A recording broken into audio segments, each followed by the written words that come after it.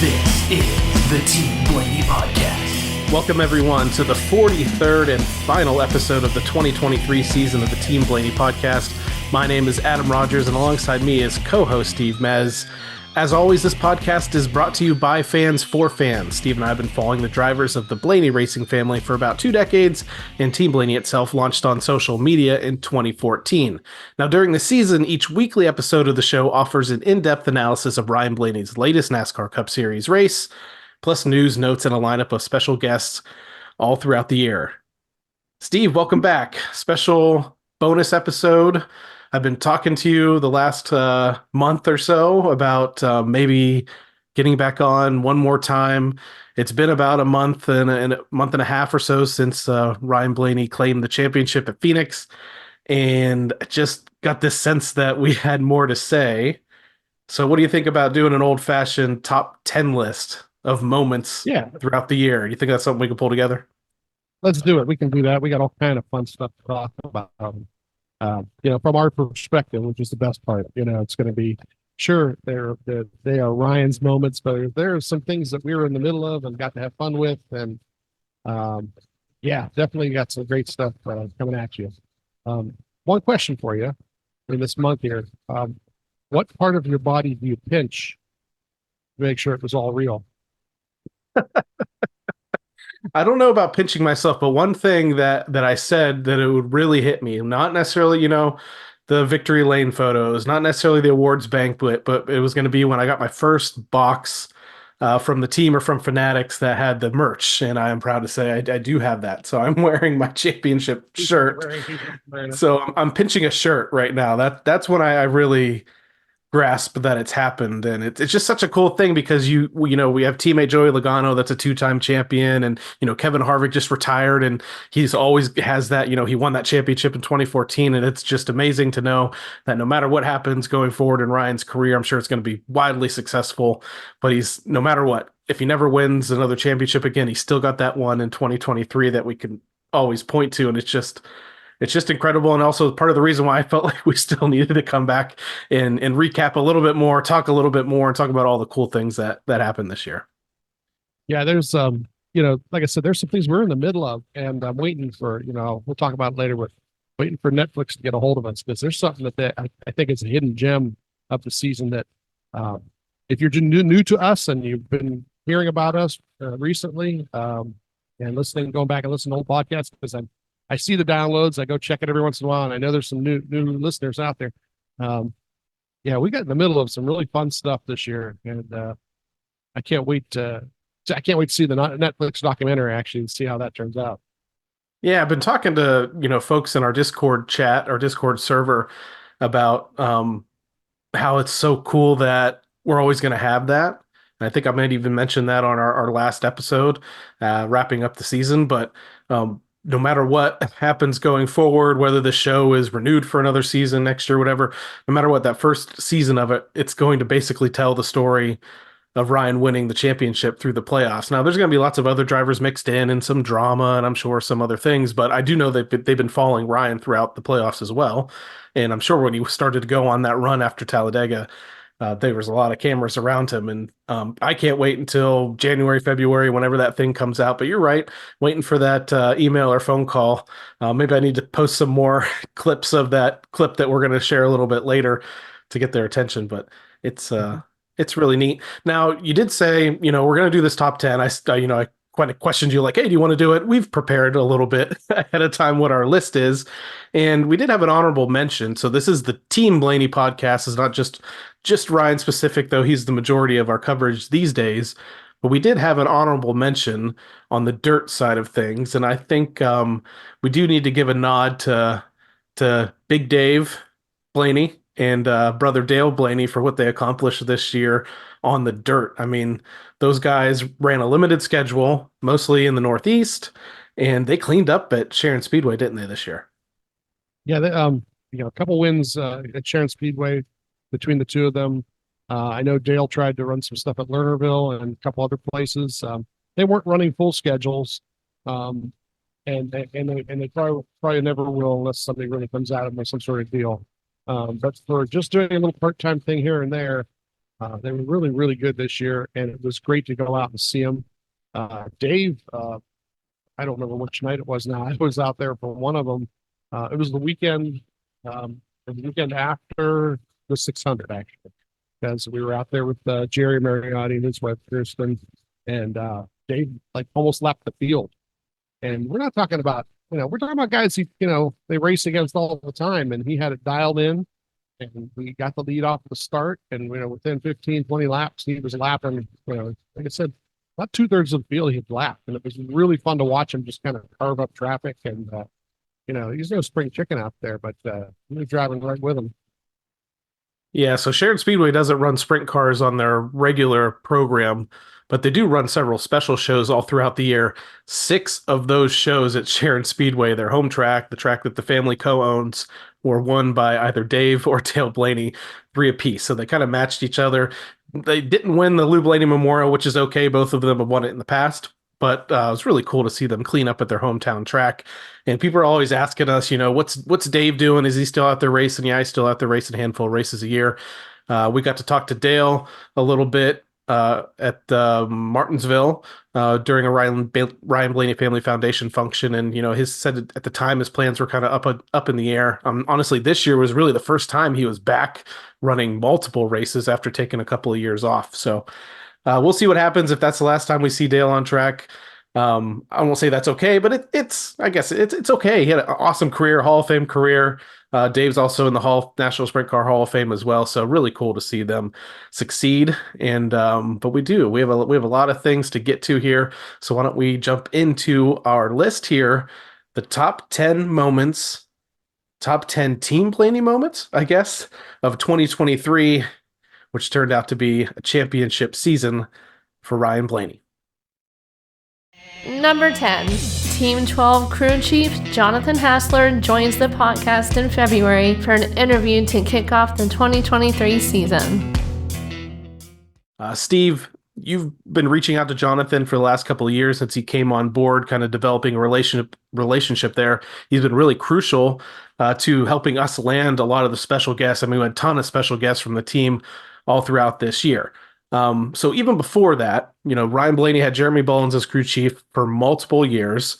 And then they made a huge shakeup at Penske a few years ago. Todd Gordon comes over, brings most of his crew with him, and is with Ryan Blaney for a couple of years. They had an amazing year in 2021, winning 3 races, and he decides to retire. And then this new guy, new to us, not new to Team Penske, who's there for several years, comes on the scene. Jonathan Hassler paired up with Ryan Blaney, and their first year together, they don't get a points paying win. They do win the All-Star race. They were incredibly consistent and were really, really close to making the championship 4. What were your thoughts going into 2023? Did you think that the sky was the limit, or were you a little bit reserved about the fact that, man, they didn't get it done in a points paying race? Actually, they ran so well in 2022. Even though there wasn't a victory, they ran extremely well. And truthfully, as we've heard in interviews so far, after this championship, Ryan thought that they should have been in the championship 4, and a lot of team members thought they should have been in the championship 4 the year before, even without a win. And they were really close to doing it without winning a race, which was crazy. But they were doing great in the points part of it in the final 8 2022.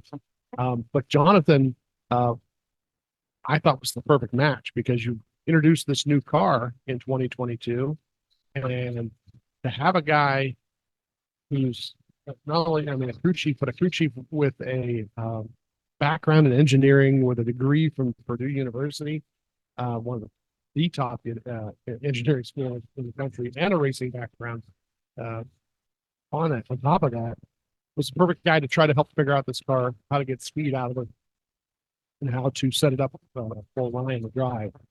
And I thought 2022 went so well. I was just excited for 2023 to start, because the only real thing that he had to work through was being a crew chief in charge of guys. Usually you can sit down and do your job, but you're also in charge of a lot of other guys doing their jobs and making sure they're doing them right and getting them put together. And as we saw as the year went on, everybody came together, and by the end of the year, he had it going just perfectly. for what they needed to do. So I was totally pumped. I had nothing but confidence in talking to him. Like you said, I think we got introduced actually right after the All-Star race in 2022. We got introduced thanks to Spotter Josh, and just getting to talk to him here and there and ask a question here or there. Definitely knew he knew exactly what he needed to do, what he wanted to do, and what he wanted to accomplish. And they're already working on 2024 right now as we speak. Talking to him the other day with a question or two, and there's no rest for the wicked. He's on to 2024, trying to get the cars ready for Daytona and beyond. Like I mentioned, we were really excited to have him come on really early in the season to help kick things off and get a chance to sit down and learn a lot about him. He was actually an aspiring race car driver before he got to college. He tried that for a while. He had a really successful career in go-karts with his family and his family's team. But eventually, like you said, switched over engineering, became a race engineer, now a crew chief. And we talked to him a little bit. We asked, how did you and Ryan get paired up in the first place? And this is what he had to say. So I was Xfinity Series kind of race engineer 07 to the middle of 2011. Was Cup 2011, 2012, and then actually took a year off the road in 2013 and kind of did, for the most part, R&D work for Penske. But during that time, that was right when Ryan was coming on board, and I got to do at least one, maybe two Xfinity races with him at that point. So kind of just started that relationship, and he was always somebody that I could kind of talk to along the way. And he at least felt to me kind of closer in age and was easier to talk to, and we could always talk about stuff kind of outside of racing. So kind of we had that relationship going, and somewhere along the way, I had told him that, if there was ever opportunity to work with him, that, I would be happy to do it. I'd like to, talk to him about it. And, all the pieces kind of fell in place with, getting a few different races with the 21 and then kind of filling in with the 21 for the second half of that season. And then things kind of worked out with, Todd retiring right at the right time. I kind of made Ryan's short list, and we were able to kind of, honestly, we went out and had a beer and kind of talked about our different, our philosophies and what we think about racing, and everything lined up to move on together. So here's something I was thinking about. When Ryan got paired up with Todd Gordon, it was, I don't want to call it like a father-son kind of relationship, but Todd was the leader of that team. Todd was very demanding. Todd would talk Ryan through a lot of things in a very, stern way sometimes. And I feel like that's the guy that Ryan needed those couple of years. When Jonathan and Ryan get paired up, and Jonathan even mentioned, hey, we're kind of around the same age. We kind of have the same things that we like to do. They're more on an equal playing field. And do you think, this is my theory, do you think that really in the last 2 years helped or pushed Ryan to become a leader of the team, and ultimately leads to what happens here and when they go on to win a championship? I just feel like these crew chiefs have all come along at the perfect time for Ryan, and it's really had him step up in the last couple seasons. One of the things, I do listen to the scanner, and you get, two different voices. You get the spotter, but then you get the crew chief, and the crew chief, that's when you hear Ryan, because he's discussing with him what he wants or what he needs. And I noticed that right off the bat, starting in 2022, the line of communication was like shorthand almost. Like Ryan said a lot less.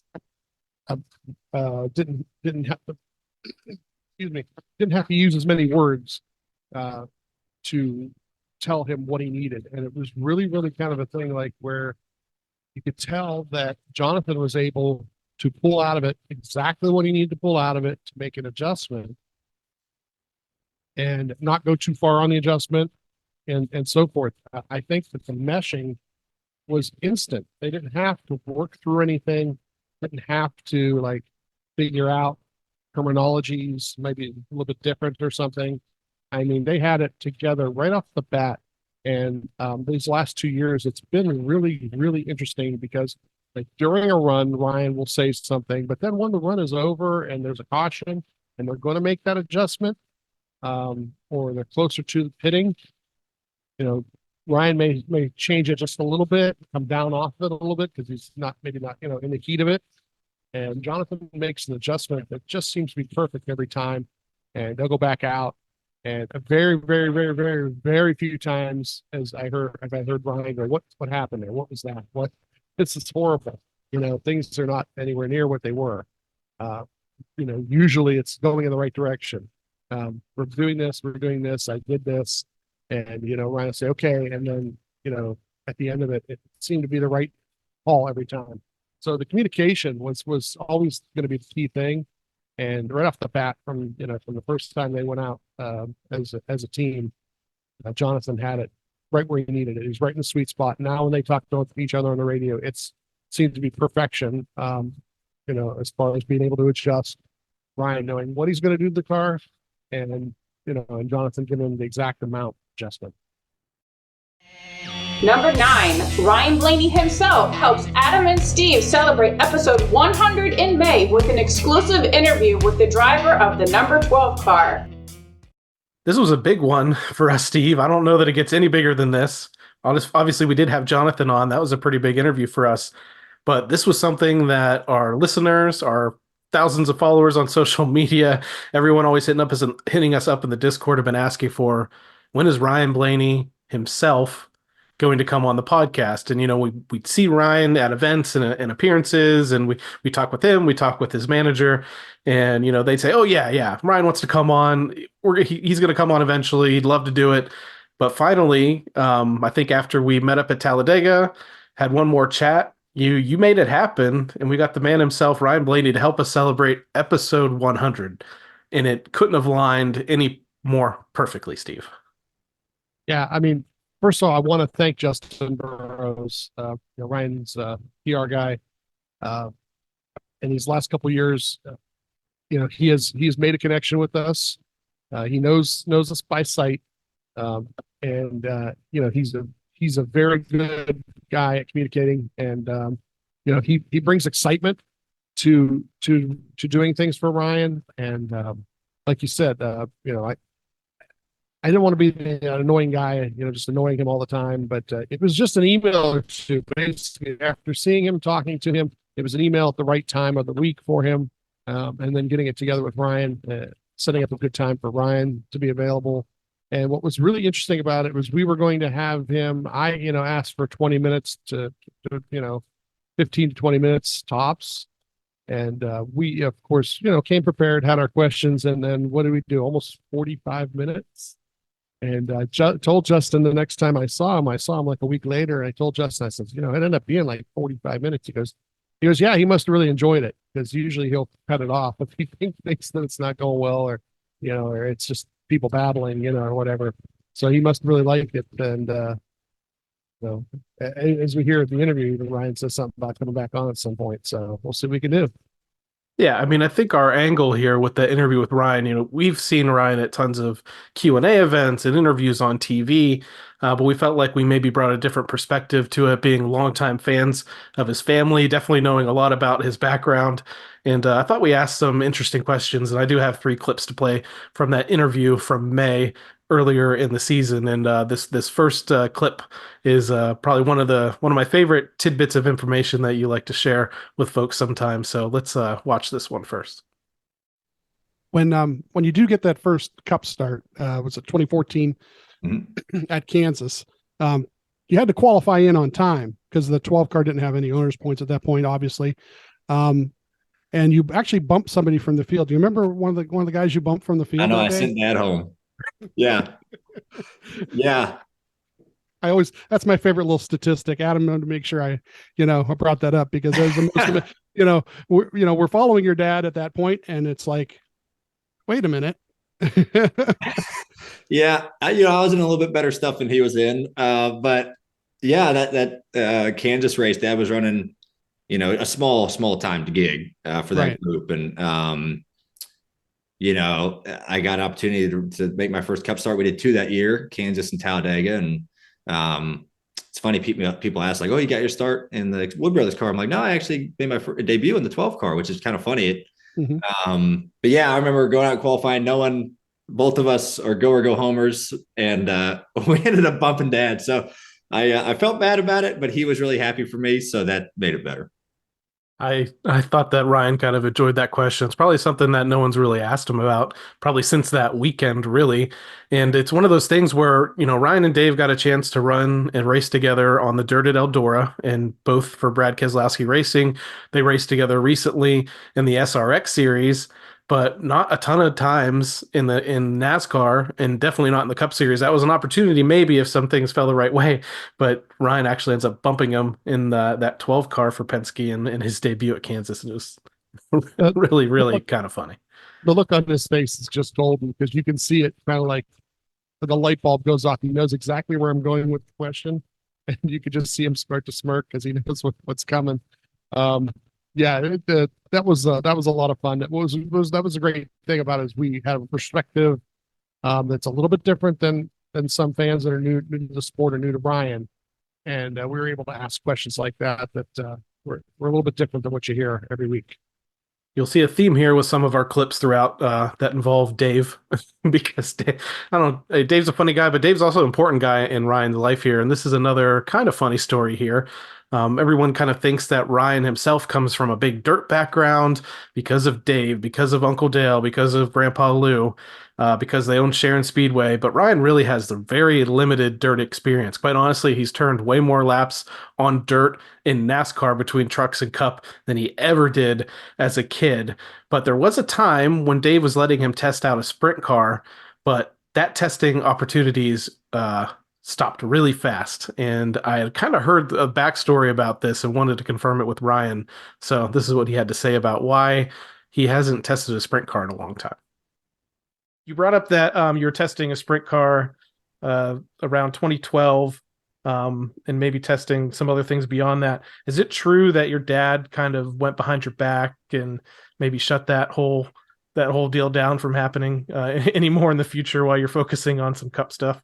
That is true. I didn't know this at the time that he did that. The thing is, I found that out only 4 years ago. I mean, this was recent. I found this out. So it wasn't years without me knowing. So we're testing Dad's sprint car, 2012. He's building his own cars. He's running them. I go to some tests and he's like, "Hey, you want to jump behind the wheel of this thing?" I'm like, "Yeah, I'll do it." And, I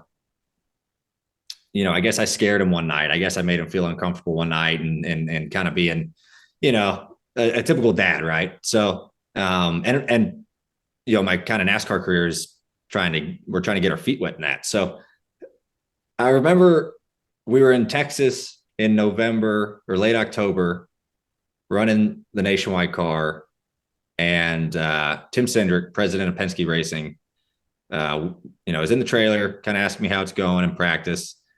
And he leaves the trailer and he turns back and he's like, "Oh yeah, by the way, no more driving sprint cars." I was like, and we just tested days before.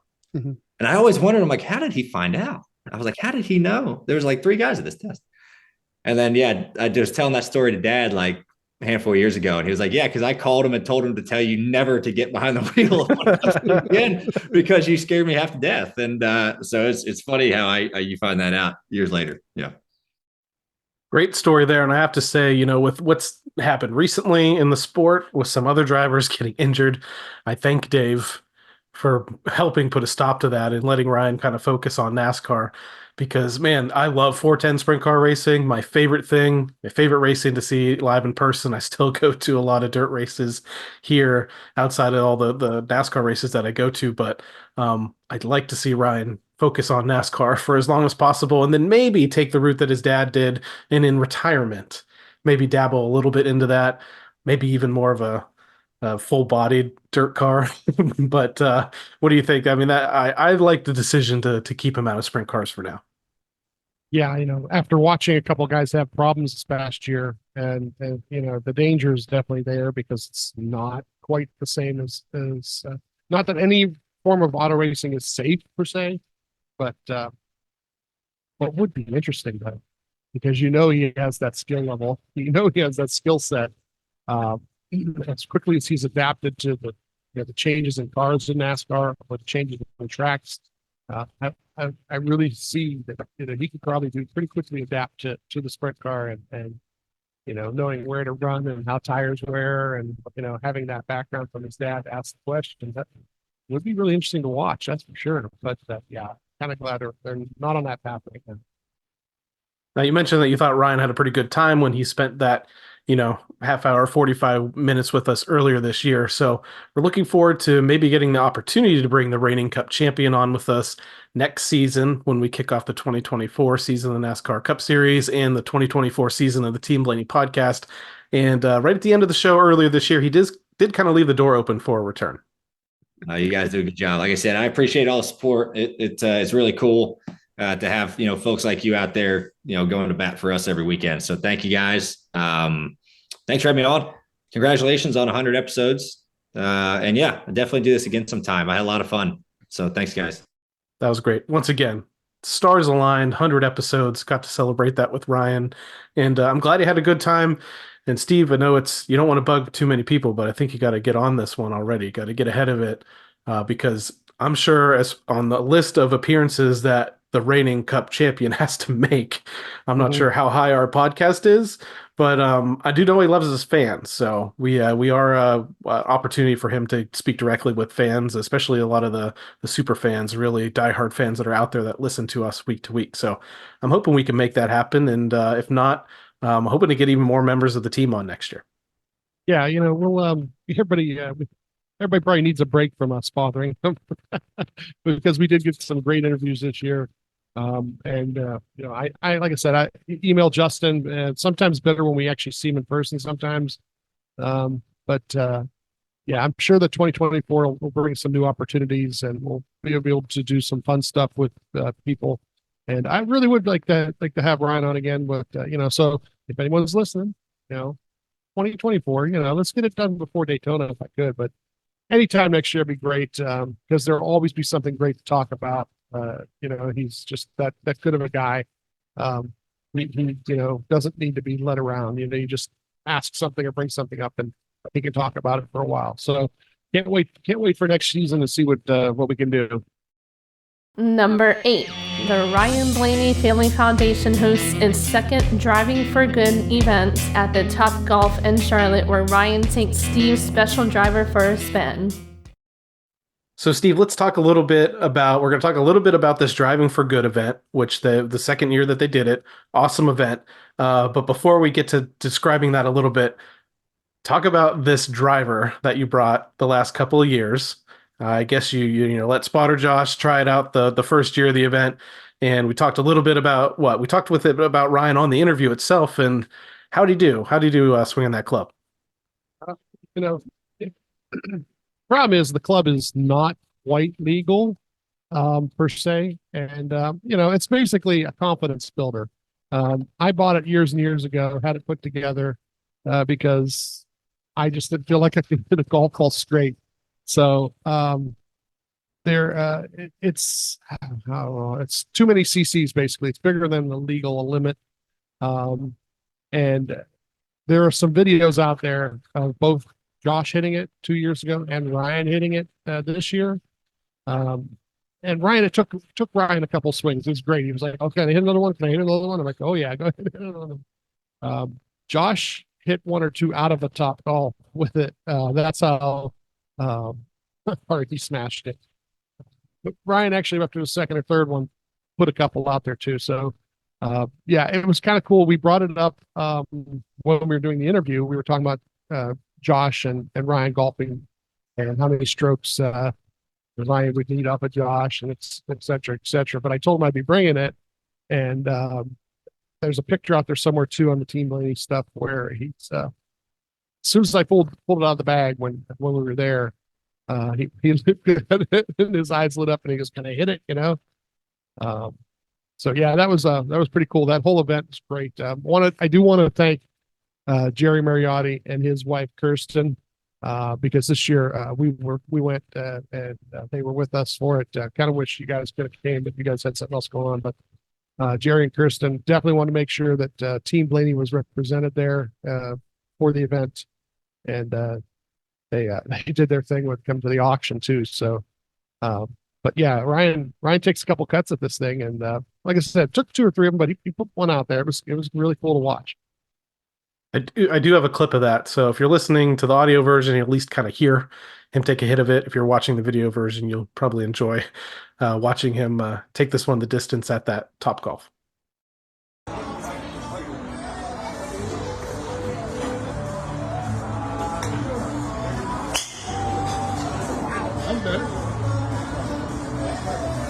It's too good for me. Too good for me. That's what he said. Yeah, it's too good for me. But it was really, really cool. He goes booth to booth, during the event. So he meets with everybody, takes a set picture with everybody. But his photographer was kind of cool because there's like in a Top Golf, there's like an area that out in front there where the balls come out of or whatever. And she stood there and took. I'd like to see the pictures she took actually, because she was kind of in front of him behind that thing, kind of hiding, taking pictures from the ground up. Swinging that club, but we really kind of would like to see what a picture of that looked like. But he gave us a couple extra minutes with them that maybe nobody else would have got, with anything else. So it was really, really cool moment that he stopped with and swung a couple for us. You mentioned some shout outs to part of our team of roving reporters and Jerry and Kirsten, but also shout out to Patty Aber, Leah Blaney Reeves, Aaron Blaney, Lisa Blaney, everybody involved in the Ryan Blaney Family Foundation that helped put that event on for the past 2 years. What I do understand is that in 2024, they're going to switch it up a little bit. They're going to stay in the sports realm, but they're moving away from golf, and they're going to jump on the bandwagon of the sport that is taking the world by storm, and that is the sport of pickleball. Low intensity, but high intensity pickleball. And I think this one's going to be called Pickle for a Purpose, or Pickleball for a Purpose. Maybe. I think maybe it's Pickleball for a Purpose. But I'm assuming I would watch all of their social media channels, Ryan Blaney Family Foundation. They're on Facebook, they're on Instagram, they're on X. I don't think they have a TikTok yet, but maybe someday. So they have a brand new website that they just reformatted toward the end of the season. That has a great merchandise store as well, if you're listening to this in the week before Christmas. But check them out. They're going to be putting out more information on this event. I think we're looking forward to maybe trying to attend that one, putting a team together in the future if we are able to enter, because I'm not sure if it's like a celebrity tournament that maybe we can go and watch, or if it's something, a pro-am tournament where we can join in and play, or maybe it'll be all levels, but it'll be interesting to see. But I know I live here in Florida, tons of pickleball all around me, and maybe I'll have to brush up on those skills and see if we can go get the victory. I don't really know, but I'm going to guess it'll probably be around All-Star weekend, that between All-Star race and the Coca-Cola 600. That's when they've held the Top Golf event every year. So watch our social media feeds, Ryan Blaney Family Foundation social media feeds, and man, thank them for everything they've done. They put together some really cool things this year with the Blaney Bunch fan club. They had a great opportunity at Martinsville that we might mention when we talk about that race a little bit later. They've really stepped up their game this year. And like I said, check out their merchandise store. Really unique stuff that you won't see on Fanatics or the Team Penske store. They've got some really, really cool stuff from everybody in the family, really. Number 7, Ryan Blaney breaks a 59 race winless streak and claims his first crown jewel victory at the Coca-Cola 600 at Charlotte Motor Speedway. White flag in the air, 1 lap to go, sponsored by Credit One Bank. You're so right, Mike. Good kid, good family.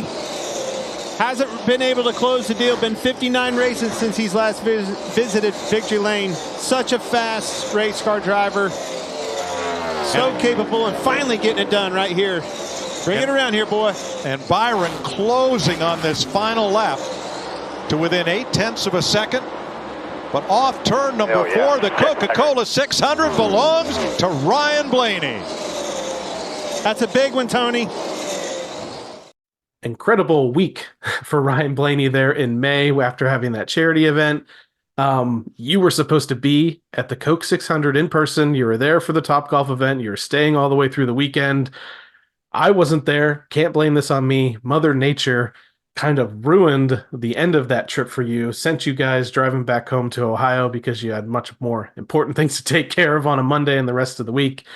But how about that? Crown Jewel victory breaks that winless streak that all the media wouldn't stop talking about. We mentioned it from time to time as well.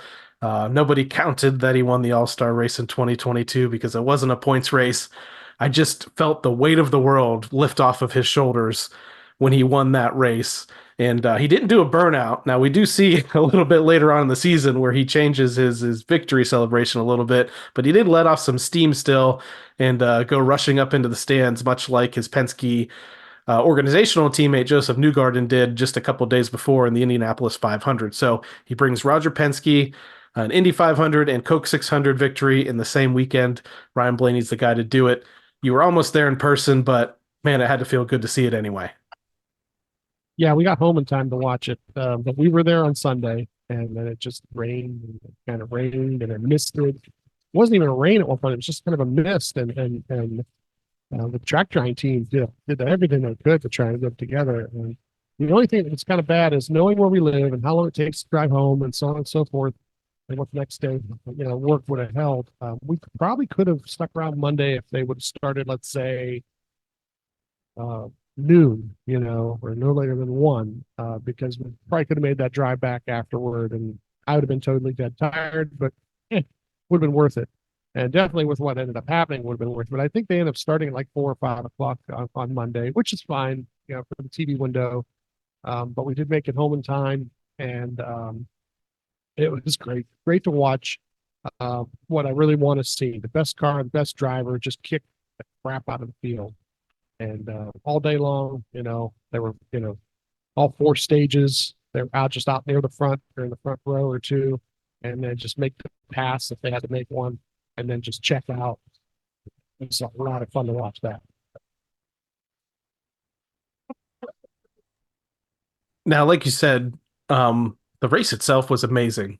Start to finish, from the driver to the pit crew chief, spotter, everybody executed in this race. And that's something that a lot of fans felt like that Ryan Blaney had been missing the last couple of years, was that execution from top to bottom.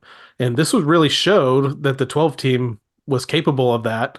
And, they had a little bit of a lull after this victory, but they were able to put that formula back in action once they got into the playoffs. So I feel like we kind of saw it here.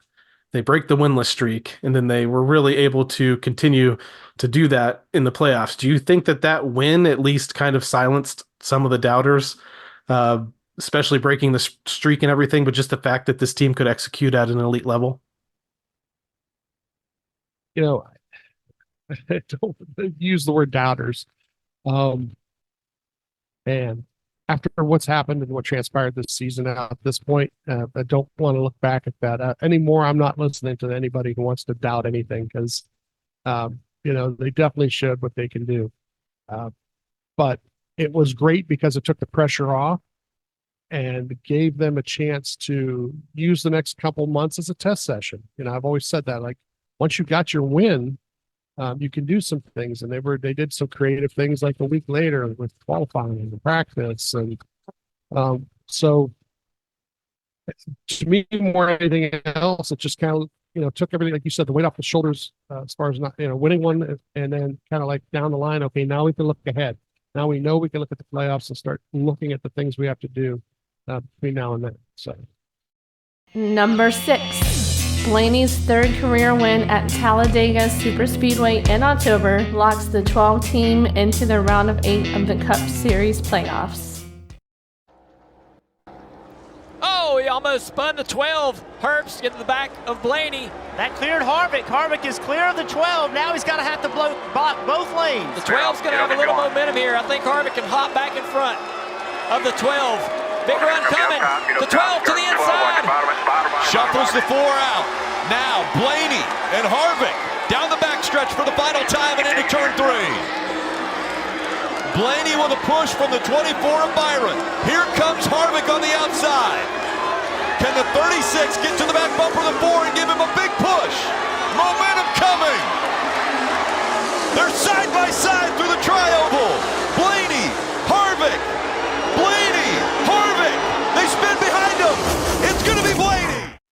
That's right. Third win at Talladega. Earlier in the year, Ryan was inducted into the Talladega Motor Speedway Walk of Fame down in downtown Talladega at a little park. So if you're ever there for the race next season, you can go check out a plaque at that park.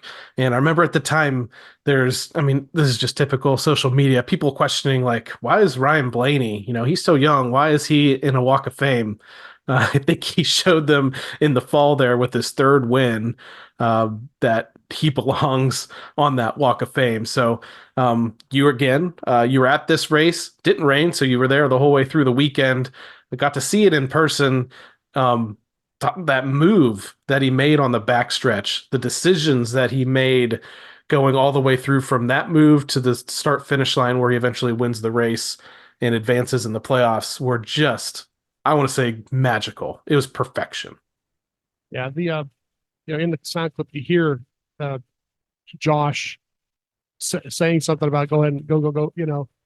Just the execution of that move underneath Kevin, and to get in front of William, but then to drag the brake and not get pushed out too far, and kind of pin William into doing nothing but pushing him, and get himself next to Kevin. And then Kevin actually kind of loses the momentum at the end because of what ends up happening behind him. But, being there was awesome because, like, we're in turn 4, the end of turn 4, beginning of pit road. And the way that dog leg is and the way the track is, and where the start finish is basically going toward turn 1, the cars were, their tail end facing us. So we could not necessarily see that Ryan had won when he won. We knew because of this, we had the headgear on and we're listening, and there were people around us who found out right away because they saw what we were wearing. Found out right away that he'd won. But to go home later on and watch, the next day or two, watch that pass on the backstretch, it was just a clinic in how to super speedway race, what it took to get to the front, and what it took to hold the position. It was awesome to watch. Yeah, it was such an amazing description that you just gave. That stand-up Ryan behind me just passed out. So that's going to be a funny clip that we're going to have to go forward to. Maybe when I go to play one of these other clips, I'll go see if he's okay and pick him back up off the ground. But yeah. You know what? Speaking of that pressure, and maybe where I kind of hinted at this at the Coke 600, I was surprised this didn't happen. What did happen during this victory celebration at Talladega is that the first time, I think, since the Truck Series, Ryan does a burnout. We have not seen this in any of his Cup Series victories. He's always done kind of at least a shortened version of what they used to call like a Polish victory lap, or it's kind of what Alan Kowicki used to do, where you turn the car around, come back, drive the opposite direction, wave at the fans, park it at the start finish line, get the flag, give it to a kid. That kind of became Ryan's celebration. But I mentioned after the Coke 600, this team kind of had a little bit of a lull. Even in that first round of the playoffs, they were lucky that a few other drivers had some really bad things happen to them early in the playoffs, and they kind of snuck through that round of 16 into the round of 12. And again, I mentioned about like silencing the doubters or the haters. I feel like all of that was pent back up again, and it just exploded, and he just decided, kind of on a whim to burn it down. And normally I'm like, don't want to do a burnout, but I feel like I was also that hyped that when he finally did it and won, for a guy that has no practice at this, because even when he has one, he doesn't do it. Incredible burnout. And I'm sure you guys, I know you're already jumping up and down in the stands, getting congratulated by the people around you there, fellow fans at Talladega. Were you shocked to see that go down? Yeah, I was like looking over and seeing smoke, and I'm like, is he doing is what? Huh? Yeah, we were kind of looking at each other. We're hearing, like I think it's over the radio, and it just, it kind of did shock us a little bit for a second, but then we were all like, heck yeah, we were literally, like I said, Jonathan chose the pit stall right near the end of pit road, so we were literally in front of that pit stall too. So we got to see the guys jump over the wall. They were jumping up and down. It was really, really cool. Number 5. During a podcast interview after the Talladega victory, gas man Chris Conklin confidently calls his shot, predicting that the 12 team will win the championship. Steve, you tipped this one off a little bit earlier, thinking that this would be the perfect moment that the next Netflix series or somebody that is recapping this 2023 championship season for Ryan Blaney needs to pick up on, because you get this interview, you reached out to Jonathan. He usually helps us after a victory or some momentous event to be able to get an interview with somebody crucial to the team. And talk a little bit about why Chris Conklin was the right guy to bring on, and then we'll play the clip of what he says, because it's just incredible what he does, because the guy calls his shot and predicts exactly what happens to the 12 team the rest of the way through the playoffs. Yeah, I do message Jonathan, and I don't expect nothing, but Jonathan got back to me later on Monday, day after the win, and he's like, just sends me a name and a phone number, and you look up the name, you go, oh, okay, he's the gas man. That's perfect. I mean, what a guy to interview. And as you find out, he's been with Penske for a while. And that's a great thing about our interviews when we do them, is we do a little history, and we try to find out about, how they got to where they were, and sometimes what it takes to be there. And you find out that he was a tire carrier for a while, and then, gas man was the way to go. And but crucial to super speedway racing is the gas man, getting over the wall, getting that thing plugged in, getting the right amount of gas so they can get to either the end of the stage or the end of the race. So he was the perfect guy for the interview, and the confidence of like what we're about to hear. Like I said, I'm really surprised. Like, maybe we're just not a big enough outlet. Maybe not enough people know about it. But you're about to hear Babe Ruth basically calling his shot. He's part of the team. He's one of the main guys. He's been around longer than most of them. He's won a bunch of races with different guys at Penske, and he basically tells you how he feels, but what he also knows, and that's it was really, really, really when we listen to this, I get chills every time I hear it. So without further ado, let's see what Chris had to say about the outlook for the rest of the season. You guys are locked into the round of 8 in 2023 here. You do have one more race after, before we go into that portion of the season. But what's your outlook for this 12 team and Ryan Blaney the rest of the year? We're going to win this thing. I think we're going to win one of the next 3. And I don't know which one, because he's good at all 3. And he is bad to the bone at Phoenix. If I was another driver, I would not want him in that race. Yeah. So unless he gets wrecked for 3 weeks in a row, like if we get to Phoenix, we'll win. That's my outlook. And it's weird how that shifted this past week, right? Yep. So we were kind of all down and out, and like, hey, if we don't finish good here, we're gonna have to win at the Roval, and that's kind of a crapshoot. And then we won, and then it's like, man, we can win this whole thing now. Let's just do that, right? Let's just wipe out the past few races and let's just go win the whole thing. That's right. Unfinished business, right? That's right. Yeah. That's right. That's a good one. If we bring that same car we had last year, we'll be A-okay. Spoiler alert, they were A-okay. And man, he predicted everything perfectly there. They win Talladega. They did win one of those next 3 races. They did get to Phoenix. They unloaded with the fast car, and they were bad to the bone. Calling your shot is one thing. And also, like, I wonder, like, how much ribbing he may have taken from the other guys, if anybody heard it. And I'm sure they have. There are guys from the team who do listen to the podcast. But on the other hand, you want your guys to be like that. You want your guys to be confident. If you're not confident in what you're doing, then what are you doing here? And these guys they were confident in what they're doing. And like I said, as we now know, they went out and did it. They went out and says, you know what? Chris said we're going to win this thing, so we have to go out there and execute. So, they don't want to make a liar out of Chris, and they didn't. Yeah. So, man, thanks to Chris for one. I mean, he had a really cool story Any of these team members that we've interviewed, in 2023, we also interviewed a couple in 2022. We always like to bring them on and tell their story, how they got into racing.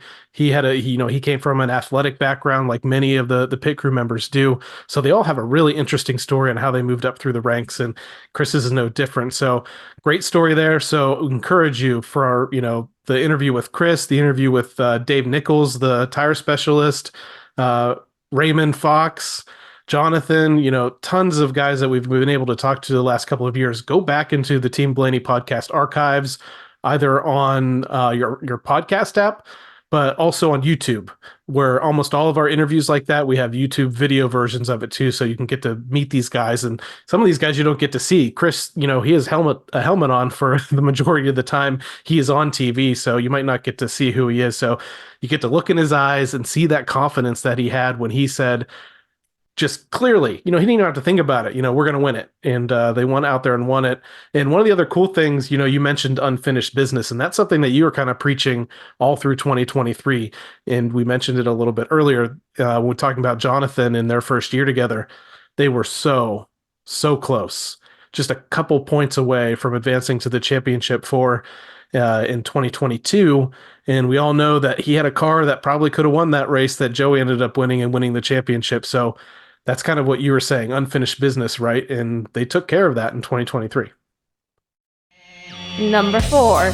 On an October episode of the Dale Jr. Download, Dale Earnhardt Jr. declares himself as a member of Team Blaney. Now, Steve, I know right behind me, I did get Ryan Blaney back up off the ground here, but if he hasn't heard this clip yet, he might fall back over again. So if that's what happens, this is the reason why. And this is the fact that I had people messaging me, calling me, emailing me, have you listened to the Dale Jr. Download? And it's like, oh, not yet. I usually do eventually at some point in the week. It's one of my favorite, NASCAR podcasts or racing podcasts that are out there to listen to the interviews and stuff. You're like, you got to go and listen to it. People were clipping. I think even you clipped the clip and text it to me so I could listen to it, even because I couldn't just get to the whole episode just yet. And what happens? Dale Earnhardt Jr. professes to everybody that he is a member of Team Blaney Nation. I don't know what else to call it, but incredible to hear, our podcast, our social media platforms name come out of his mouth on such a huge show. And this was, that part was surprising, but all year long, Dale Jr. had been picking Ryan to win the championship, and he stayed steadfast in that pick through the ups and downs, right? Mm-hmm. Yeah, all the way to the end. I mean, I think he made the prediction actually before the season started. Their first podcast when they preview the season, they do predictions to go, too early predictions. As a matter of fact, he's already predicted next year back to back. So Team Penske guys got to get on that. So he goes ahead and he makes this statement after the Homestead race that Ryan nearly won that race, fell just shy, I think, of William Byron, ended up finishing second. So Dale Jr. makes this comment on the show just after that race at Homestead and leading into the race at Martinsville. That's right. I almost wore my actions detrimental shirt today, but I didn't want Team Blaney to think that I was jumping off the bandwagon to championship bandwagon. I'm still Team Blaney. Yeah, your loyalty would have been questioned. It would have. Yeah. I didn't want them to question my loyalty.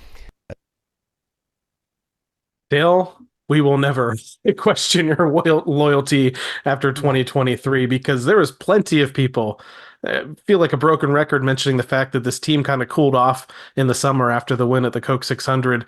They didn't have a great first round of the playoffs, but once they got into the round of 12, they really set the world on fire, and he was looking smarter and smarter. And you could tell he was kind of getting excited, like, he's going to prove me right here.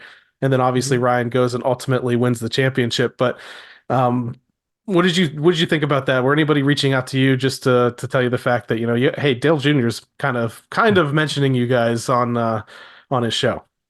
Yeah, that's the best part about it is he kind of, he's replied to something or so forth on, or liked a tweet at some point. So he sort of knows that Team Blaney is an actual handle on social medias. I don't know if that was on purpose. But it was great because of the way he did it and said it. And, people don't know, Adam does these all these different platforms set up a long time ago. Some of them, 8-10 years ago with Facebook, Twitter, Instagram now, and now we have TikTok that we're trying to do. And, it's a way of getting the information out there, trying to get more fans and rally them together. But it's also a way of getting the information to people. And, it kind of popped up on other shows too. One of our other favorite podcasts, you kind of popped up on like a week or two earlier, I believe. Yeah, and this one's interesting because it might feed into this conspiracy theory that I, myself, and me behind the handle of Team Blaney has become an apologist for the team when they, make a mistake or something because we don't think they do anything wrong and we're making excuses for them. So this doesn't necessarily help to stop that from spreading a little bit. And that's okay. But front tire changer Ryan Flores is on a very popular podcast, and he's interacted with our social media stuff for the last couple of years. And I can't remember which race this was specifically, but I think he had a rough race. I think it might have been one of the races where he lost a lug nut on one of the stops, and it created kind of a long stop. So those guys, Ryan specifically, since he's so kind of, face forward on social media more so than maybe anybody else on the rest of the pit crew, takes the brunt of the complaints from the fan base as a whole. And I like to think it's not the majority of Ryan fans, but the vocal minority that are on social media and like to express their anger. Sometimes that goes to Ryan, but he did give us a little bit of a shout out here on an episode of Stacking Pennies earlier this season. So it was as bad as it was. We just got ran through on Twitter, which is fine. It's part of the job. Like, it was bad enough where there's like the Team Blaney podcast. They wrote me a message like, "Hey man, sorry these people are so rough on you guys." And I'm like, yeah, it's part of the job. But it's true. It's part of the job. I mean, I think even when we've discussed mistakes that they've made earlier in the season and in past seasons of the podcast, I've said, you know what? This is big time auto racing. This is big time sports. And those guys, for the majority, are athletes. They're treated like athletes. They can be replaced just like, a running back, a quarterback, anybody in another stick and ball type sport. So it's performance based. And if Penske thought that somebody needed replaced, they would replace them. So you can shout whatever you want on social media. There's people much more involved in these decisions than we are. So I just tend to let them handle that. But anytime we can get a little bit of a bump here or something on somebody else's social media, it's cool to hear. And I know you listen to this podcast every week that it comes out. Yeah, that's the point I was going to make. And hopefully we, Ryan will hear this. Skip goes by Skip sometimes. Flores will hear this because I want to let him know that I totally appreciate what he does. He does a podcast and it is run by NASCAR, and he doesn't pull punches. He will tell you exactly what happened. We got to a point where we kind of quit trying to explain certain things that may or may not have happened because his show was going to come out a day or two later. And he would explain it. He didn't ever back away from anything. He's very upfront about it. Does a great job of explaining things, and not just for Team 12, but for all the teams up and down pit road. When there's an incident on pit road, he finds out. He talks to somebody a day later. He's got information, and he shares it on that podcast. And I hope to get him next year. Really, tell you the truth, we've worked on a little bit, but it's kind of hard because he does do a podcast that he is fully invested in as a co-host. But I do want to thank him so much for being that guy. So if you've never listened to that podcast and you listen to ours, please make sure you put that in your feed every week because they do a great job. They literally have a segment called Pit Road Boats and Woes, and that segment is nothing but what happens on pit road. So you can hear about why something caught fire. You can hear about why a pit stop went bad, where somebody got injured. And he does a great job of letting the general public know stuff that you don't always see on TV. So, thanks to him. Number 3, Ryan Blaney scores a dominant walk-off win at Martinsville Speedway to advance to the championship for the first time in his career.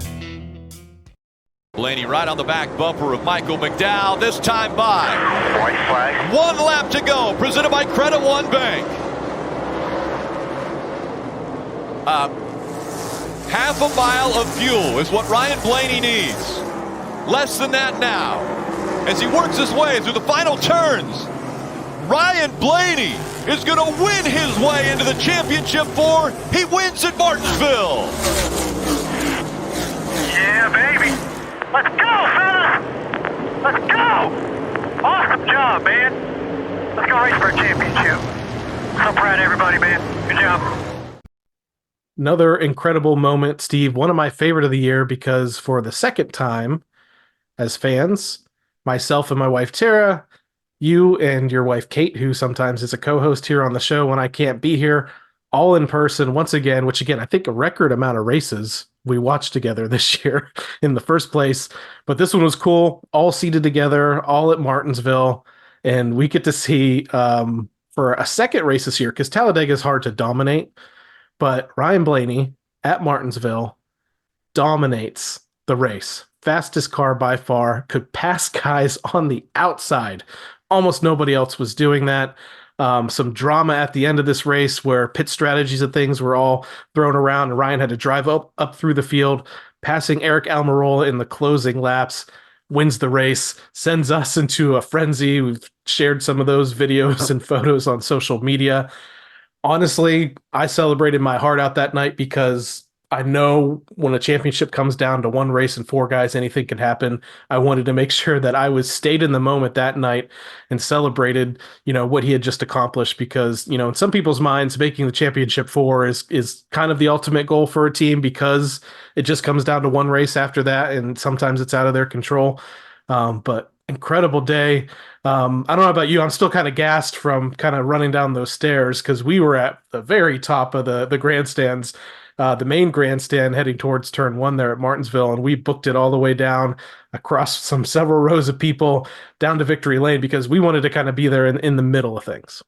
Yeah, we made our way down there.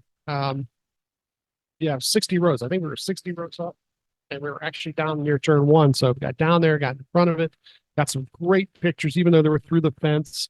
What's nice about Martinsville is they do that right on the front stretch. I don't know if you can see what that is there.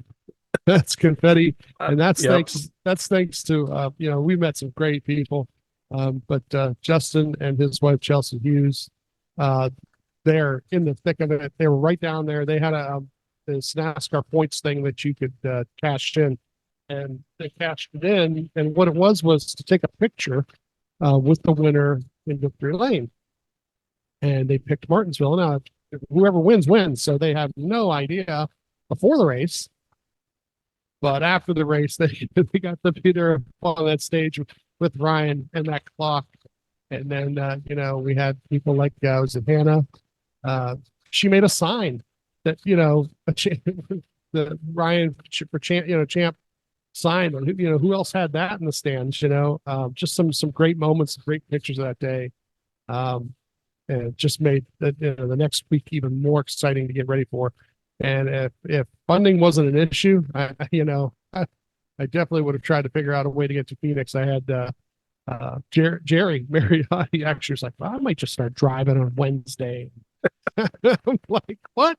Can I sneak in the back seat? Oh yeah, let's go. I'm like, the real world didn't get in the way of things. It would have been great to be there for that. But Martinsville as a whole, just that whole experience.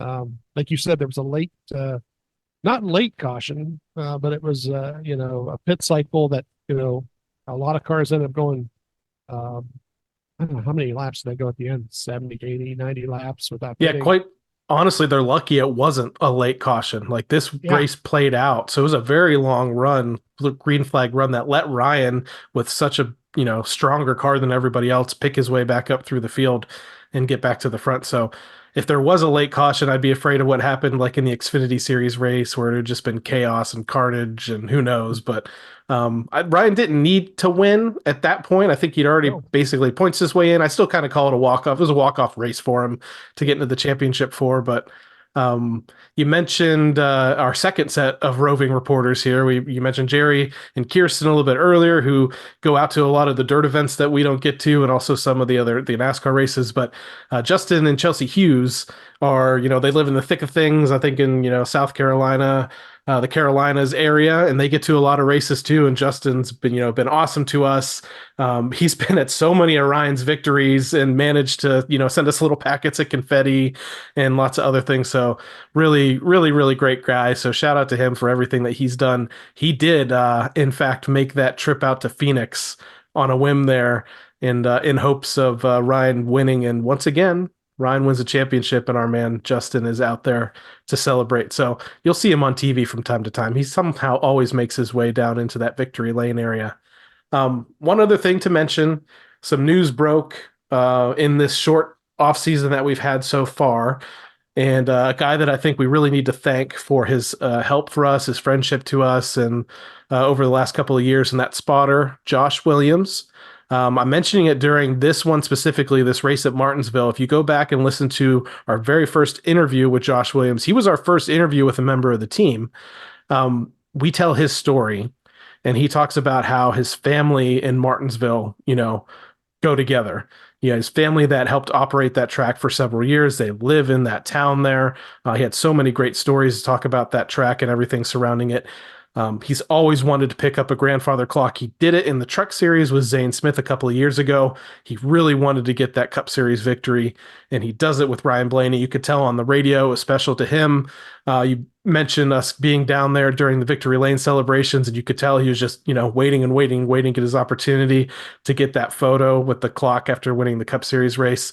So I buried the lead. The news is that, Josh has been with Ryan throughout his entire Cup Series career. And it turns out, they went out on top together.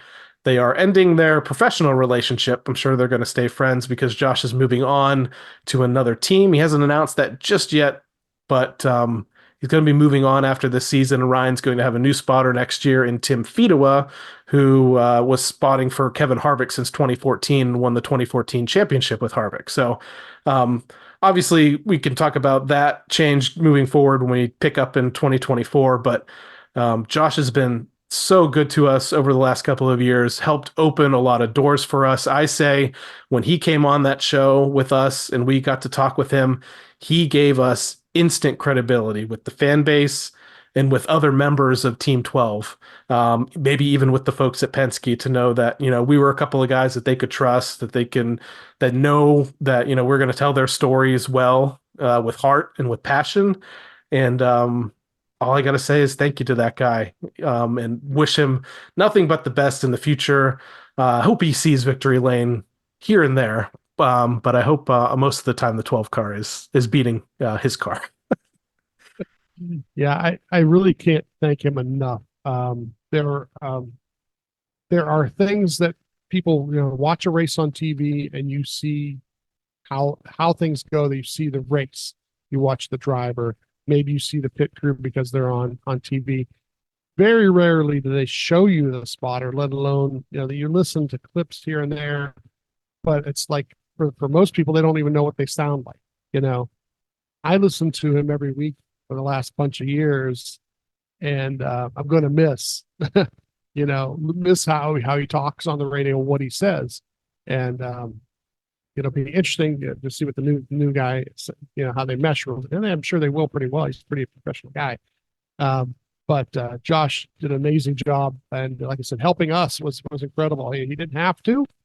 But there were points and times where he introduced us to people and got some ball rolling on certain things, and like you said, made everybody realize that it was okay to talk to these guys. They're not, they're not out for blood or anything like that. They just want to tell a good story, and you let people, know what it's like on the inside, so that people get feel a little bit differently. It's a little bit different when you get to meet people on the inside or behind the scenes. Makes you want to root for them even more, become a little less cynical because you know what they're actually doing. You know what kind of hard work they're actually doing. So I really, really, really don't know how to thank him. I wish there was something I could do for him. in the future. I know I bought him lunch one day at Mid Ohio. That's the best I could do. I made it, I did make them a couple of the hoods for him and his fiance. But yeah, I wish him the best of luck. I really want to thank him for everything he did to help us and make us a little more confident in what we were doing too. I got to interview him after the Michigan win 3 years ago. And if you ever get a chance to go back to that episode, that's an early episode for us, but he gives us such great insight into what those last 10 laps were like at Michigan and what he had to do to help Ryan know what was coming and from what direction it was coming and how to block it. And this is, I think, back at that point, I don't think they had the rear cameras in at that point either. So Yeah, not yet. Really helped. Not yet. So he was really helping a mirror block at that point. So, just thank you, Josh, for everything you have done, and good luck with everything you're about to do. Yeah, and good luck fitting 2 clocks now into his home there. I'm one sure they're going to love upstairs, it. one upstairs, one downstairs. I think.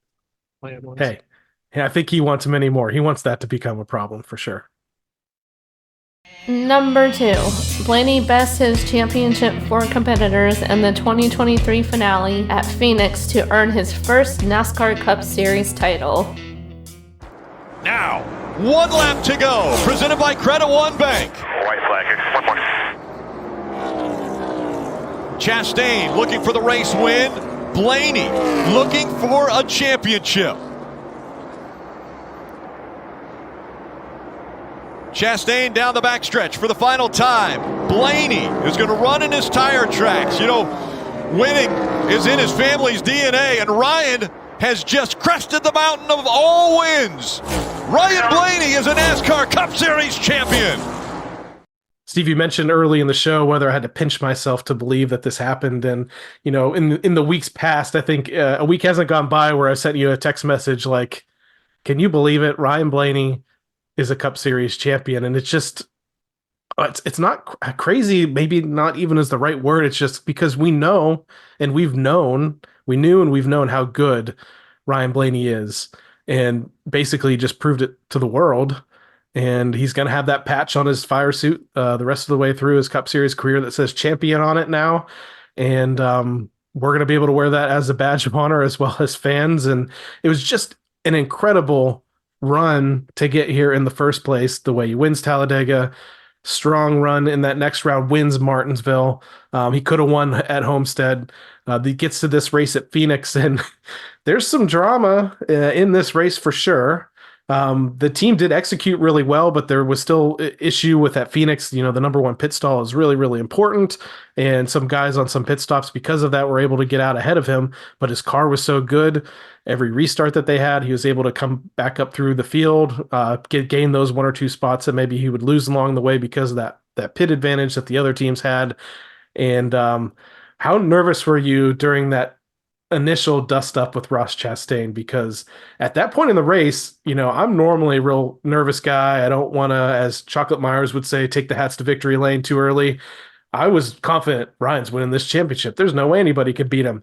And then he starts racing with Ross Chastain, and Ryan was being extremely aggressive. Now, TV covered this, talked about all the hand signals he was doing in the car, how he's yelling, yada, yada, yada. We know Ryan can get heated in the car. Once he's out of the car, totally different person. So I don't even care about that. People made a big deal out of that. But I felt like I was going to die. I couldn't breathe because I just knew, I'm like, one mistake here, and you're by Chastain, who doesn't have a great track record of not making mistakes in these situations and was not giving an inch. And, kudos to him. This is the first time in this format of an elimination format here where it all comes down to one race that somebody else has won the championship race. Then one team did it. Great for him. He didn't give an inch, but man, I was extremely nervous that a mistake was going to happen and cost Ryan a championship. I hate the fact that there was a late caution. Yeah. Right before the late caution, Ryan had actually passed him, and then Chastain just barely passed him back at the time the caution happened. And I think if it goes green the rest of the way, Ryan would have passed him. At that point, Chastain knew that Ryan was the faster car. Ryan had closed the gap on him. And Ryan knew he had to get past. And that's the part people are missing here, is that all Chastain was really doing was causing the two guys behind Ryan to get closer. And, because like Truex actually got into the mix, and if that tells you anything, he was closer to Ryan because of Ryan was a faster car than the car that won the race. It's the style of racing, unfortunately. But like I said, going into the race and like I said, going into the championship, you get to the final four, you only got to beat 3 guys. And one of the guys had an issue with rotors early on, so then he only had to beat 2 guys. And that's all really mattered in the end, It's kind of funny to see Ryan afterward. At one point, he goes to the stand like he was going to get the flag, and then he realized, oh, wait a minute, I don't get the flag. It felt like he won the race. TV kind of showed the other guy crossing the line, but like in the sound clip, you don't hear much about the guy who won the race, because it really didn't matter as long as you beat those other 2 guys, and that's all that mattered for us, watching Ryan. Absolutely. And it's funny. And I've mentioned this a couple other fans that we talk with during the week. And I was putting together like, what his stats for the season. And I wrote down 4 wins initially because I thought I'm like, this is a great season. A 4-win season, wins a championship. And I was like, oh, wait, he didn't win the race of Phoenix, which is unfortunate. But honestly, I don't care.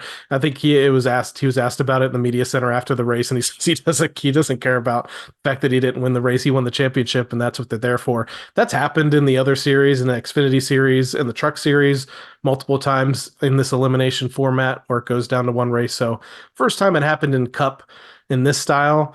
But that's okay. You know what? He's got the banners. He's got the trophy. He's got the gold car from Goodyear. He's got everything that goes with winning a championship. And it's great to see. I mean, I mentioned, Martinsville win being amazing. This is another one of those ones where I'm sure you guys were up off your feet in the closing laps there. Probably shed a tear or 2, celebrated. I know we went out and celebrated at night because I just felt like I couldn't stay in the house. I needed to get up and do something. So we went out and had and toasted Ryan that evening a little bit. I mentioned the fact that I think immediately that night I'm loading up my cart with merchandise and I didn't hit the order button from Fanatics until he cleared tech because I thought I could jinx something. Because we didn't mention it in this top 10 list. Maybe this is something to bring up, but the fact that was Las Vegas, they got disqualified. The Martinsville race would have taken that away anyway, but it was Las Vegas, right? That's where they got disqualified in tech for having like a measurement wrong on part of the car. So that was an interesting part of the playoffs too. So I had that in the back of my mind. I'm like, what if somebody missed something? And they get bounced in tech, and I'm the guy that already ordered, $200 worth of t-shirts and die cast. So I wasn't alone. Plenty of people are ordering up, and I think a lot of Ryan Blaney fans are going to have some amazing presents throughout this holiday season, whether they celebrate Hanukkah, Christmas, or whatever else you got out there. There's going to be some great championship gear out there, and I know I got a head start. I didn't buy anything for myself yet. Christmas is coming. I told people, you know what to do. You know the deal. You know what size I wear. So we'll see what happens. Even if not, then I'll go crazy in January.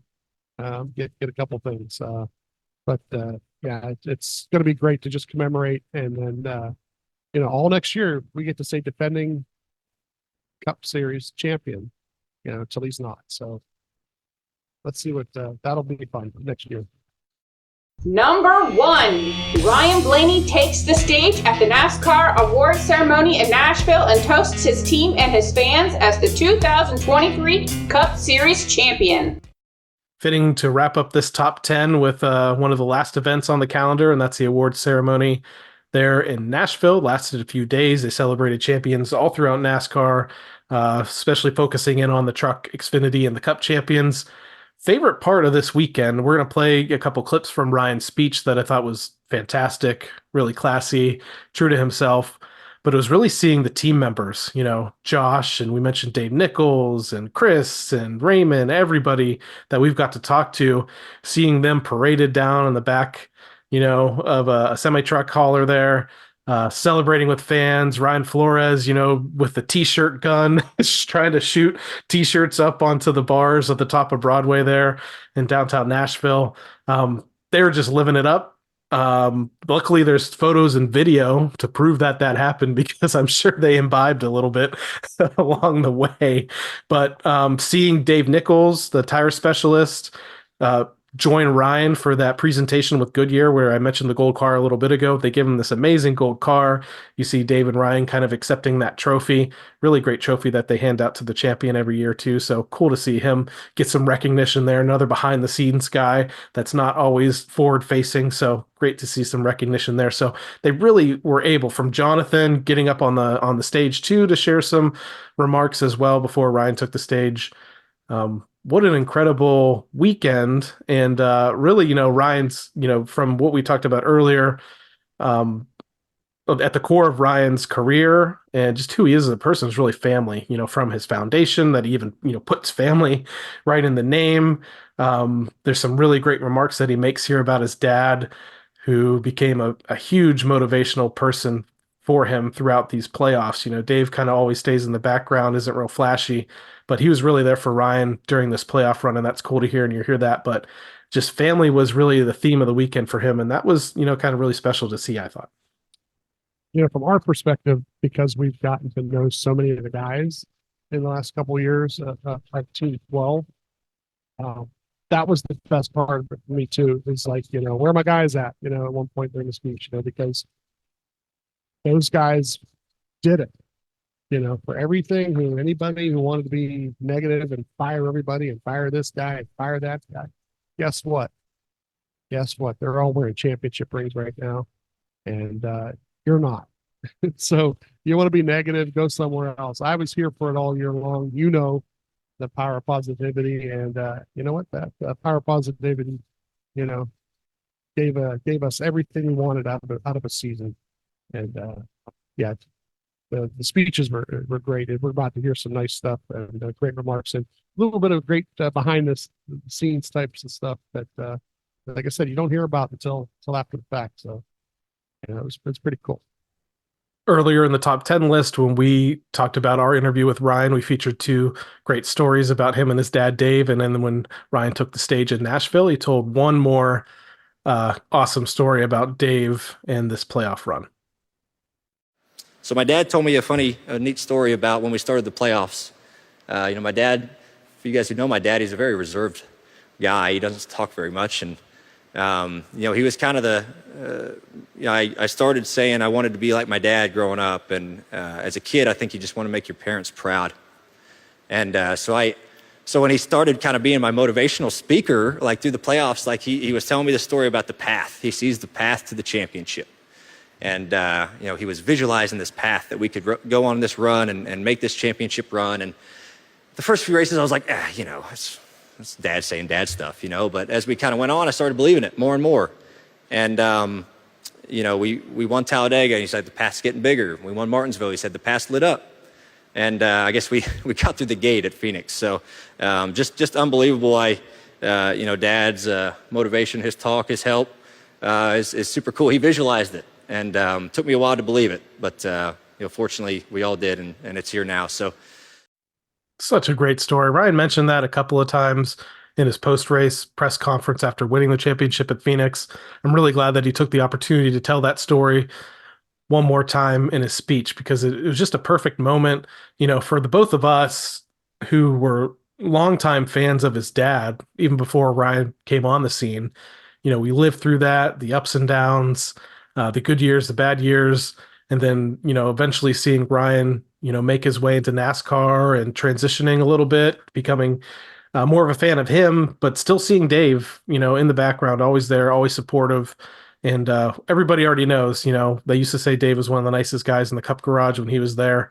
So not surprised here, and gave Ryan some great advice and something he's going to remember forever. He's always going to be thinking about, the path. One last clip here from Ryan's speech that I think is really fitting for us, and I think I'm definitely going to put it in my back pocket. Maybe it might be our show ender all throughout 2024. I usually play that little clip from Ryan at the end of our shows, so this one might replace what we have going on right now. So at Team Penske, after a win, they gather the whole team together that next week, and they have a little toast to toast victory. And Ryan, in the speech, kind of gave us an inside look at what that looks like and what that toast actually is. And it was a fitting way, I think, for him to end his speech as champion. We do have a toast that we do at Team Penske to close off the night, something kind of a tradition whenever we win races over there. So to us and those like us, cheers. Have a good night. That's right. Cheers for sure. That was great. That was such a great moment. They showed Roger. I think it kind of even surprised Roger a little bit that Ryan brought that Penske tradition up to the stage. I know Ryan, they did, if you don't know, they did a quick episode, the final episode, they're saying, series finale of Glass Case of Emotion. And they chatted about that on the show a little bit. Ryan's like, I think I'm going to bring, my drink up there or something. Maybe I'll do a toast or I'll say something, and, he did it. And I didn't expect that to be what it was, but I thought that was really cool. I always hear about that Penske toast, but I never actually knew what they said. So I like that. To us and those like us. Cheers. Perfect. Yeah, it's the perfect way to put a bow on it and end the season. This has been an incredible year. We started doing this podcast 3 years ago, and it's funny you mentioned Glass Case of Emotions. A part of where the idea came from is like, well, they're not going to do Glass Case anymore, and how about we try and do something that the fans will get and give you more of the racing? Because even Glass Case was never really much about the actual racing, and every year we did it. We hoped that would end this way. You really would want to see us go through a season and then have a really good ending to the season and, maybe make the championship 4. But to not just make the championship 4, but to finish it off, to seal the deal, just so much excitement. And like I said, I personally are really, really, really happy for a lot of people involved. We can go back and name all the names of all the different people that we've had on the show, and then the guys they work with, the things that Ryan Flores talked about, they rake them through the coals or whatever, however he put it. You know what? It was all worth it in the end, because right now they all got, like I said, they're all got championship rings and pictures with the trophies. And, I'm sure they're not going to rest on their laurels coming to 2024. But right now, till that happens, they're defending Cup champions. And what a great year. It's funny that you mention a list, because I do have a list, Steve, and I do want to run through it real quick. And you can correct me if I've left anybody off, and I apologize. But we had an incredible run this year in 2023 on the Team Blaney podcast with lots of special guests. I say it at the top of the show, special guests all throughout the year. That was truer this year than any year of the show for sure. So I do want to thank NASCAR social media personality Taylor Kitchen, crew chief Jonathan Hassler, tire specialist from the 12 team Dave Nichols, Leah Blaney Reeves from the Ryan Blaney Family Foundation, Tony Palmer, the race engineer from the 12 team that came on and talked to us after the Coca-Cola 600 win. This was a fun one. Josh Novak. I encourage everyone to go back and listen to this episode. Josh Novak, who is the driver of the Big Red Elgin from the NASCAR track drying team. We had a fun interview with him. Chris Conklin, called his shot. Amazing interview there, the gas man for the 12 team. And Ryan Blaney himself, who came on and helped us celebrate our 100th episode that we mentioned a little bit earlier in the top 10 list. Thank you to every single one of those folks that came on and talked to us. And I mentioned a couple times, Steve's our booking agent. So thank you, Steve, for helping put almost every single one of those together. Sometimes I give you an idea and let you run with it and you make it happen. And we couldn't do this thing without you, between what you do with your race reports, what you do helping book a lot of these guests that we get to talk with folks. Thank you for everything that you do for sure. Oh, thanks, man. I just hope I'm not annoying people too much. I just want to add some content, some things that you get to hear. Even going back, we like I said about talking about Josh, but then last year we got Raymond Fox III too, who's the car chief for the car, so just all these different guys, like I said, from the team, getting to know them, getting to hear their backstories. and you know what kind of work they're putting in. You know how hard it is to do what they're doing. Let's not forget, Fatback.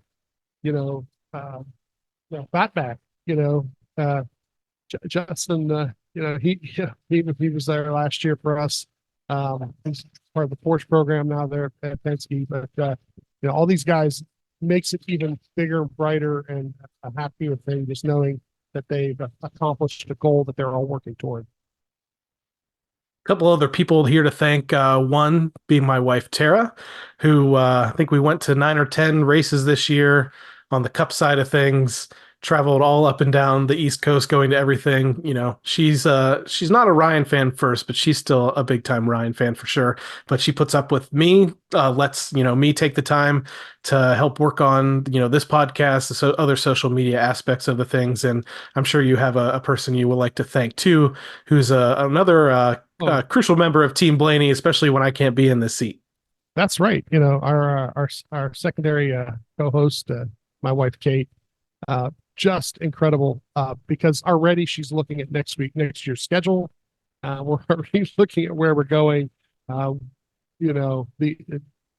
wife, if anybody knows, you want to Google something, Google Pocono, a love story, and it'll come up there. We met literally at a will call window at a racetrack. So there's just, no woman in the world who's more in tune with Blaney Racing, because she was there because she was watching Dave run. She saw Ryan win a truck race at Pocono before I ever saw Ryan win a race live. So just wonderful, wonderful woman. And that's another reason why this was so great, is to be able to share those moments with her, whether the wins, because we've been to 4 wins now, or the championship alone in our living room. But that's all. It doesn't really matter because it's just the two of us, and we were so excited to end the season that way. So again, thank you to Tara and Kate. You guys are definitely both top 10 in our book. And thanks, Steve, for helping me put together this top 10 moments of the Team Blaney podcast and Ryan Blaney's championship run of 2023. Had a lot of fun recapping the season once again with you.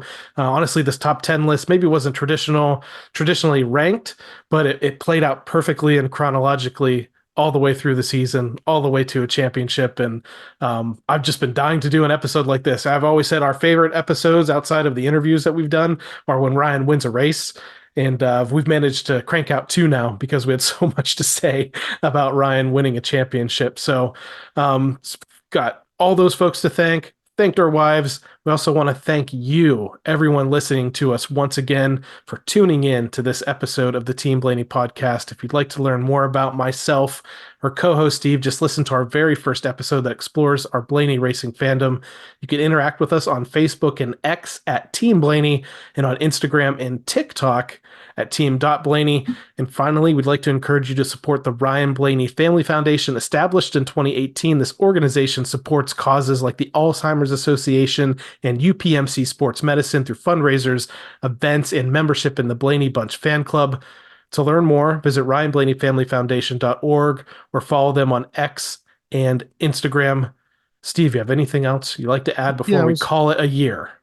Yeah, if you're listening to this through the regular podcast feed, you may want to go check out YouTube. Although we love the feed because we can see exactly who and what and where and how many. But the YouTube version of this should be a lot better because Ryan fell down behind you again. And also, like any video clips and so forth that we could add in from our interviews and so forth, were added in also. So Adam does a lot of work on this stuff. You have no idea how hard it is to make me look good and sound good. And, I owe that man a couple 12 packs or 24 pack or something for that. A body armor. So yeah, a body armor. Oh yeah. I'll just ship you some body armor. Try out the new Flash ID. It's awesome. I want to thank you, Adam. Thank you, Adam, for putting this together week after week and dealing with me. I'm high priced talent sometimes. Worth every penny. So for my co-host Steve, I'm Adam Rogers. We'll catch you next time right here on the Team Blaney podcast. Have a great rest of 2023. Good night, Brussels.